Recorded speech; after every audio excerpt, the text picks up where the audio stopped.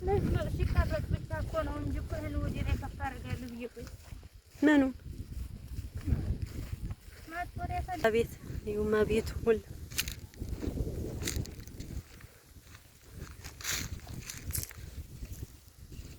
እኔ ልክፈት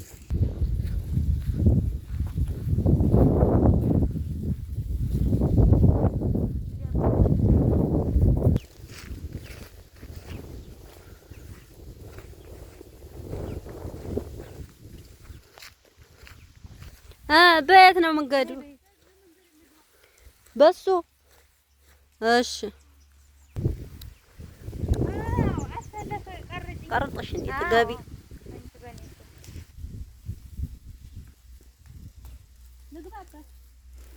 ገቢ